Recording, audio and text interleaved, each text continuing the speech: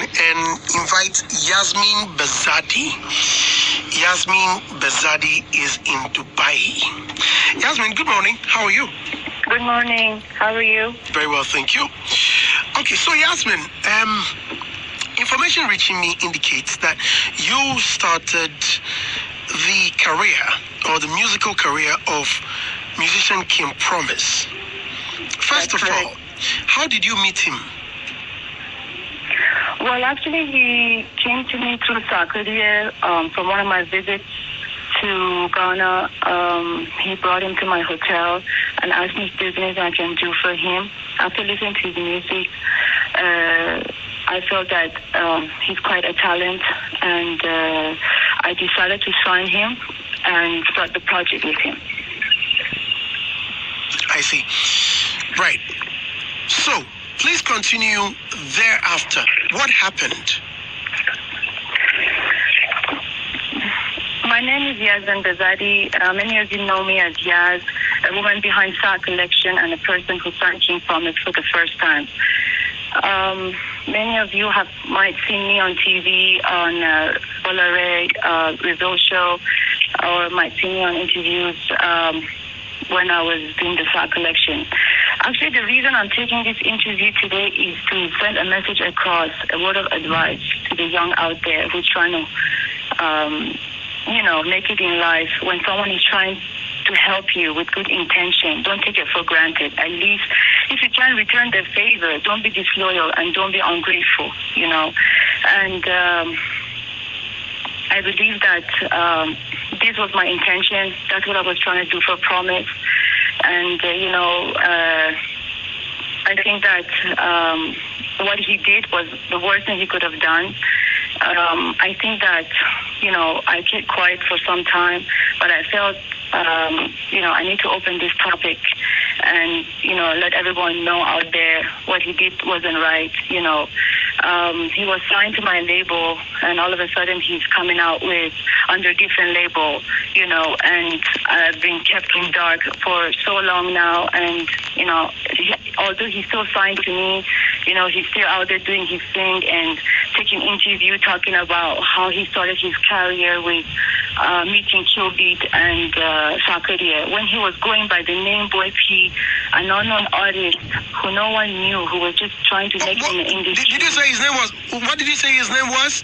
His name was Boy P previously, and me and my team changed his name to King Promise. His name was Boy P?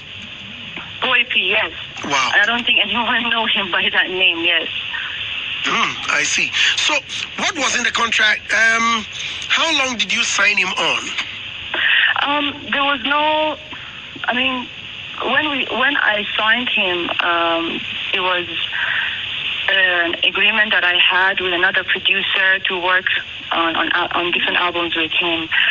Shortly after, we decided not to work with the producer because I was doing all the investment, and I went and registered a label, YB Records, in the UK, and Promise was signed to that label. Okay. If you look at Thank God video, you can see everything there, my label, everything. I'm actually in a video myself. The one we shot in Ghana featured Fuse on it. The very first video that ever came out was No Problem, which was shot in Dubai, a very, very high-budget video, who I think till today no Ghanaian artist has ever put a video out there in that level. And I think when people started seeing that an upcoming artist coming out so strongly, people start coming around, and started saying, oh, okay, yes, it's discovered that, yeah, there is a talent. Okay, but why before that nobody came around? Why all of a sudden everybody started coming around? And I'm not saying that I was never trying to take him down, although I could have took legal action, hired a lawyer, because he did breach a contract. But that was not the intention. I wanted to see Promise grow. I wanted to see him out there as someone who is I have never seen Promise perform on a stage, and that's sad. That's sad for your artist who you invested over $150,000. It's sad not to see your artist, $150,000? Is that what you said? Yes. I can, it's nothing that for me to come out there to show you bills and what I've spent on the kid. It's not that. I have everything, all the evidence and everything. And, interview is not about that. I don't want to take it that far. It's just that people forget where they come from, who helped them. This $150,000, what was it for? What did you use it for? Traveling expenses, very, very high budget video that was shot in Dubai, where I would like people to actually watch it on YouTube. It's called No Problem, where we use yachts and helicopter and expensive cars. We had to rent a nightclub out for a whole day to shoot some scenes, and another one was never released. And I had to pay a Grammy Award producer, flew him all the way from New York with his engineer, 3 weeks on my cost in Dubai. I actually made my house into a studio for him, buying equipment, just for them to feel comfortable recording. I have everything recorded. If I want to come out there and actually put it out there, everything is there. But that's not the intention, why do you have to forget who made you, who you are, or where you came from? QB did have a big effect on King Thomas with what he produced. No one is denying that. A lot of people put a lot of energy into him. But my today interview is not about anyone but Thomas. I'm not holding anyone as a blame. I'm holding the boy, because when I shook hands with him, the first thing I told him, I said, don't ever be disloyal with me. The money that was spent on Promise could have been spent on any other artist. There is a lot of talent in Ghana. There's a lot of talent in Ghana. The money I spent on him could have been spent on any any known artist at that time. And believe me, I would have seen a lot more return. Till today, I have not seen one dime. So, from a return of my investment. And it's sad. So, how did he leave? Did you ask him to leave? Or he decided No, I didn't ask him to leave. They were giving me a huge budget for every song that was supposed to be put out there for the promotion. And it came to the point where when I was doing the calculation, it just made no sense to me. Spending $10K on every song to promote it. Are you serious? Or are you telling me that every single artist spent $10,000 to put a single out? No. $10,000? Yes, I've been in Ghana for too long. And these numbers make no sense to me. Wait, now you said they were demanding too much money. Who were they? Yes, they were demanding a lot. After we released their single, Thank God, the next song I think came out was Oh Yeah, and they were demanding a lot of money to put it out there. And I was like, no, it can't happen. I can't be spending $10K on every single. We need to come up with a solution. The minute I start, refusing to pay this kind of money, then everything changed. And he was coming out with under a different label.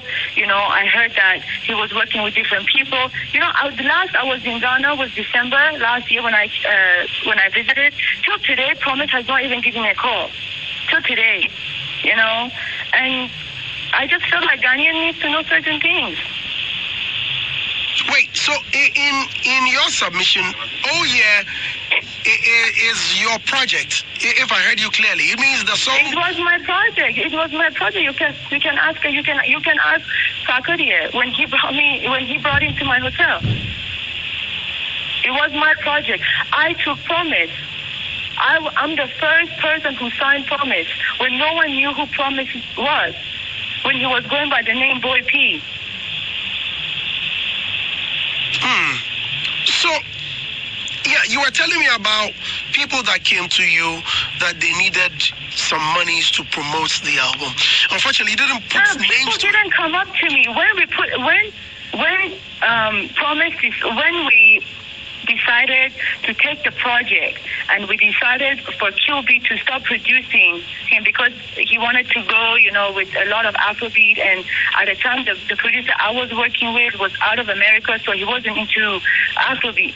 When we decided that he needs to start from Africa and QB need to produce him, we put a whole plan together where I, as an investor, will come in, invest, and the guy will do the rest. And we will share the percentage. That's why I registered a label in UK. Okay? When we decide to go buy that, and then I refuse to pay 10K for every single, this whole thing started up. So you're telling me that Promise right now is spending 10K for every song that he's putting out there? Are you serious? He should be very wealthy right now then. Come on. Well, I see. So, now, because of the 10K, is that the reason he decided to go his separate way? Is that the reason? No, legally he's still signed to me. I've just kept quiet. I've tried to settle the matter every time I was visiting Ghana. I wanted to have meeting with the guy, let's see how we're going to go about it. Every time they refused, every time they said, yeah, sure, let's sit down, we'll get back to you. And it was time for me to leave, and you will never, ever hear from them ever again. And now I see Promise taking interview, yes, I started my career with Qbeat and Sarkozy. Qbeat didn't even know you exist. All the other artists that did feature with him didn't even know you exist till I brought you up. So why is it that now Qbeats and Ohene are managing affairs? Why are they managing him? Yes, because they are now managing him. Yes, I know they're managing him because they start coming around the minute they saw Promise is coming out so strongly with someone who, like myself, who's supporting him financially. Where were they before? Why didn't they manage him before me? I'm not saying that, of course, Promise is a talent. That's why I decided to take this project. But where were they before? When Promise was a nobody. So obviously they saw something in him, and they decided to manage him and, making hit beats for him, which, I have no problem with that. But you can't forget, who put him out there, who invested the initial money on him.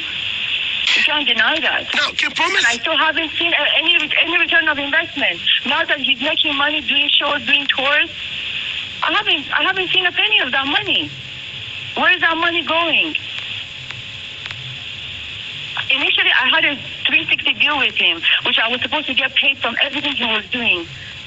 Forget that apart. When he was signed to my name and all his royalties are signed to me, okay, to a UK label that I registered, still nothing is coming to me. Well, no. I can't take legal action. You think I can't hire a lawyer? I can, but it's just sad as it is, I don't know why it had to get so ugly to that level. No, yes. No, with the video you put out, you mentioned, Oya has a video. What was the other name? Thank God, and the first one, no problem. Now all these from Thank God onwards, I haven't been involved. Okay. They have kept me in dark. They've kept you in the dark. All right. So Thank God. Yes. Now Thank God. The video to Thank God. It is on YouTube, right? Yes, I paid for that video. Okay. So who does the returns go to? I have no idea. I don't know what these guys is. They've changed everything. They changed all the YouTube channels. They changed everything. He changed the YouTube channel? Everything was changed by them. Everything. Oh. Whoa. Now, you mentioned Oh Yeah as your project. Did you shoot the video to that song too?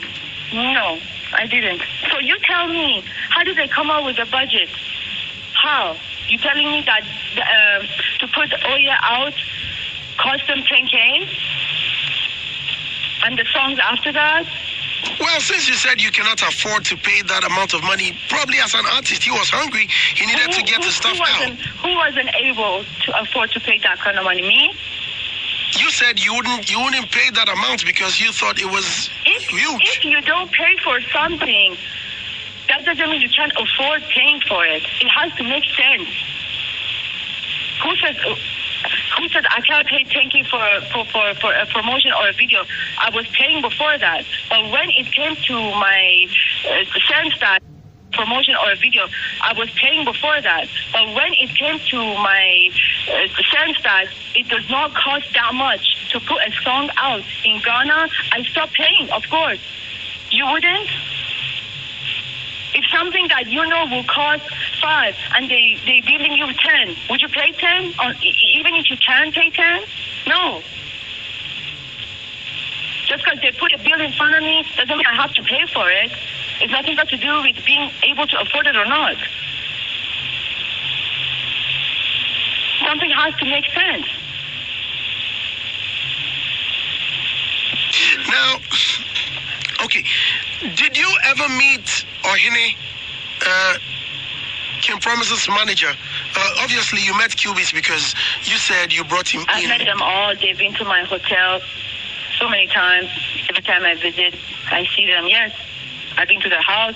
Even on my last visit, I went to their house. We sat down, we talked, and I said, listen, legally, he's still my artist.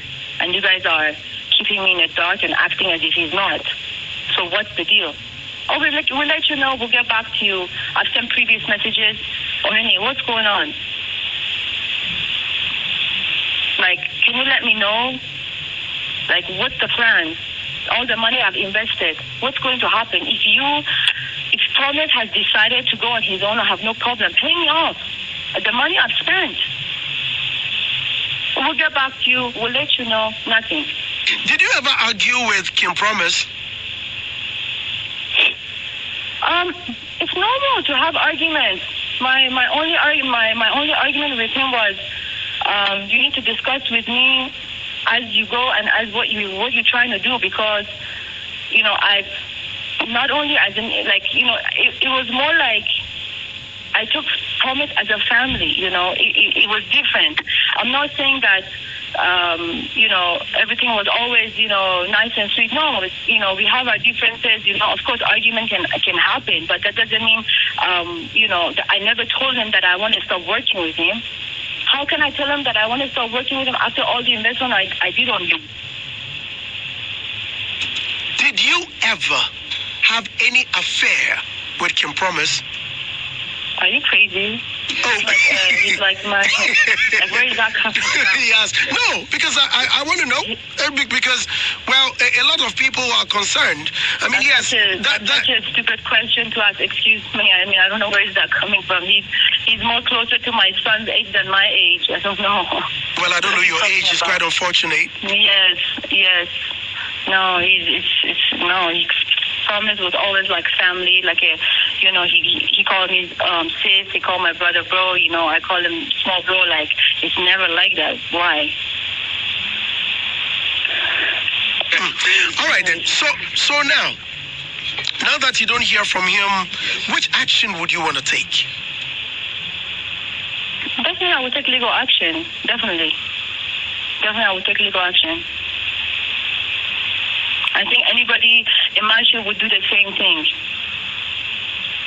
I didn't find my money in the street. It's a hard-working money that I've decided to invest on him because I wanted to make a change in his life. And definitely I would take legal action. I think anyone would. Would you help any other artist?